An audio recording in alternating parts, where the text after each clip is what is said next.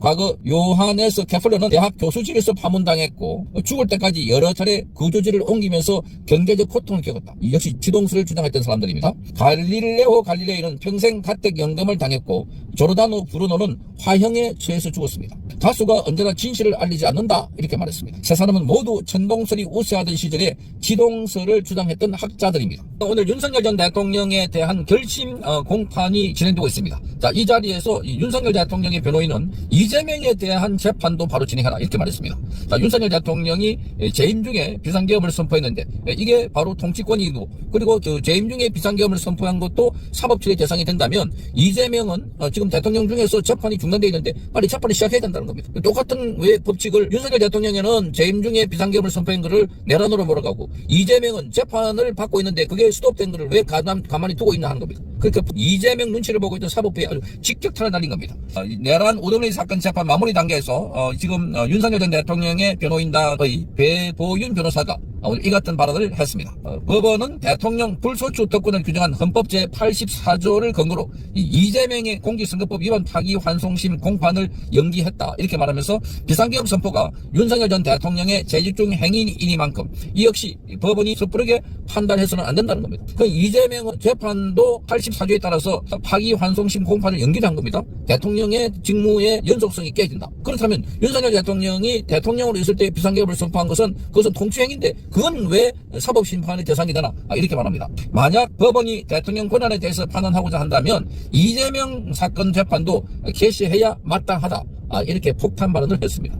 야당 대표 후보자의 공직선거 위반 사건이 대법원에서 유죄 취지로 파기환송 결정을 하고 고등법원에서 사건 심리가 진행되었습니다. 그 이후에 고등법원은 대통령직의 수행을 위해서 그러한 것인지 이유는 명확하지 않습니다만 환송재판을 심리를 추후 지정으로 정지하였습니다. 헌법 84조에 보면 대통령은 내란 외환자를 제외하고는 재직 중에 소추되지 않는다고 되어 있습니다.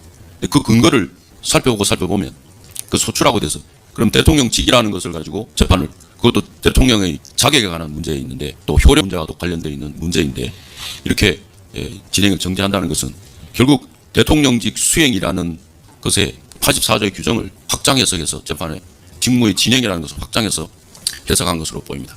그렇다면 대통령 직위의 수행이라는 엄중한 것에 대한 근거를 찾아본다면 찾아볼 수 있을 것인데 그렇다면 대통령 재임 중에 77조에 대한 헌법 수호자로서 대통령이 부여된 계엄 선포를 권한을 행사해서 자유민주 질서를 수호하기 위해서 계엄 선포한 것은 이 피고인 대통령 사건에 대해서 같이 재직 중의 행위인데 그렇다면 그 심리는 섣불리 법원에서 판단을 해서는 안 될 것입니다. 그것이 사법권의 독립을 부여하고 객관적인 공정성을 부여한다면 모든 대통령에 대해서 직위에 대해서 그대로 적용이 되어야 할 것입니다. 만일에 피고인 윤 대통령에 대해서 본안 판단을 하고자 하신다면 이재명 대표의 공직선거법 위반 파기환송 재판을 개시하여 판단을 해야 마땅하다고 생각됩니다.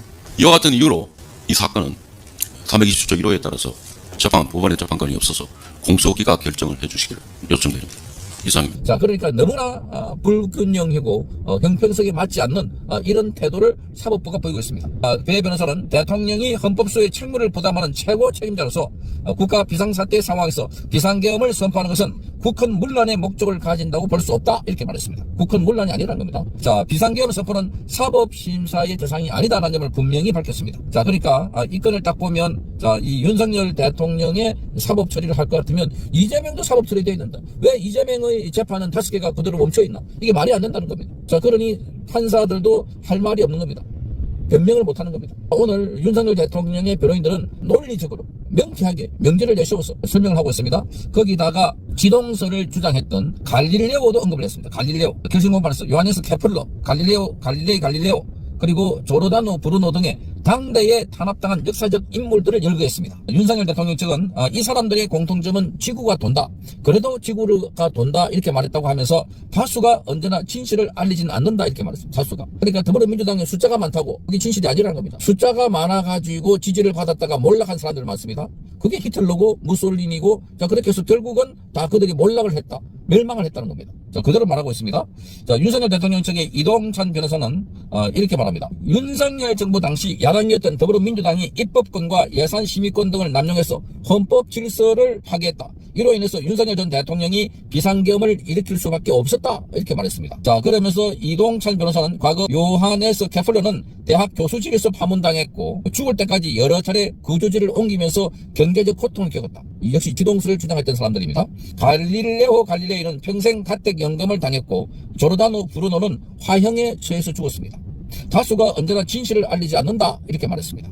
세 사람은 모두 천동설이 우세하던 시절에 지동설을 주장했던 학자들입니다. 당대에 탄압당한 소수를 언급한 이 변호사는 곧이어 독재자들을 열거하면서 정부 여당을 비판했습니다. 자, 프랑스 나폴레옹 3세, 아르헨티나의 후안 페론, 이탈리아의 무솔리니, 그리고 베네수엘라의 우고 차베스, 독일의 아돌프 히틀러 등도 대중의 압도적 지지를 받은 후에 민주주의를 파괴했다. 대중의 압도적인 지지.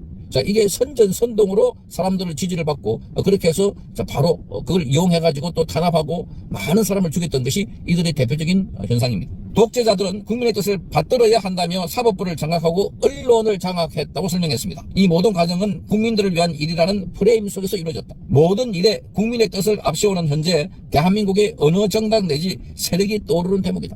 바로 민주당을 말하고 있습니다. 자, 민주당이 숫자가 많다고, 자, 국민의 민의가 거기 있다고, 저 민주주의라고, 다수결의 민주주의라고 그렇게 주장하고 있지만 앞서 여러 말했던 차베스나 페론이나 무솔리니나 히틀러를 보면 숫자가 많았지만 결국은 독재를 했고 많은 사람들을 죽음과 멸망의 구렁텅이로 이끌어갔던 인물들입니다. 그래서 다수의 폭정을 경계한 존 스튜어트 밀과 알렉시드 더 토크빌 등 철학자 이야기를 했습니다.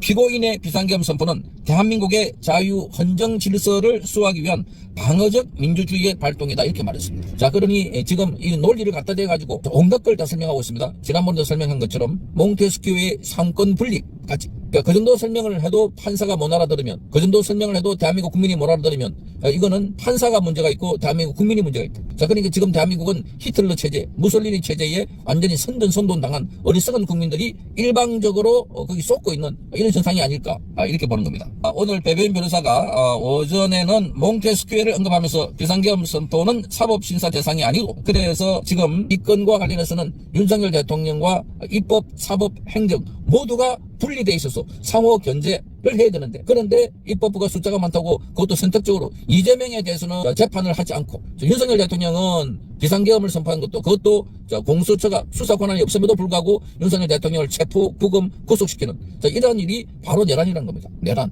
재판 과정에서 이런 것들이 다 논박이 되고 있는데도 불구하고 지금 대한민국 국민들은 눈만 끔뻑이 있습니다. 이란을 보시고 그 앞에 네팔을 보면 많은 사람들이 들고 일어납니다. 독재에, 부조리에, 불합리에. 그런데 대한민국 국민들은 부조리와 불합리를 떠드는 매체를 보고 가만히 쳐다보고 있는, 이게 대한민국이 무슨 문맹률이 거의 최하고 대학 진학률이 세계에서 어떤간다 하는데 다 엉터리다.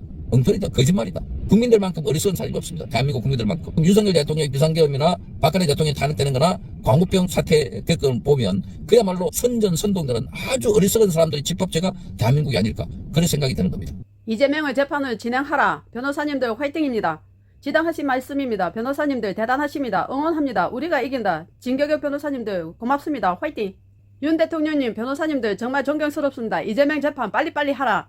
이재명 재판 재개하라. 윤 대통령님 기각이다. 딱 맞는 말이다. 사이다처럼 시원한 발언 멋져요. 이재명 재판 당장 해라. 국민의 명령이다. 이제 국민들이 접근 나설 때입니다. 반드시 빠른 시간에 법정에 세워야 합니다. 몇 번 천번 맞는 말씀입니다. 국민이 바라는 말을 대신하신 변호사님께 감사드립니다. 이재명을 재판하라. 변호사님들 수고 많으십니다. 감사드리고 박수를 전합니다. 성창경님 뉴스 감사합니다. 옳지, 잘하셨습니다. 윤 대통령님 힘내세요. 응원합니다. 건강하세요. 빠른 복귀를 기원합니다. 윤어게인. 사법 카르텔 정치 판사들이 끊임없이 자행한 미친 판결들로 인하여 자유 대한민국은 무너졌습니다. 법은 어떠한 경우라도 만인에게 평등하게 적용돼야 한다. 딱 맞는 말입니다. 모든 사람은 법 앞에 평등하다. 예외란 없다.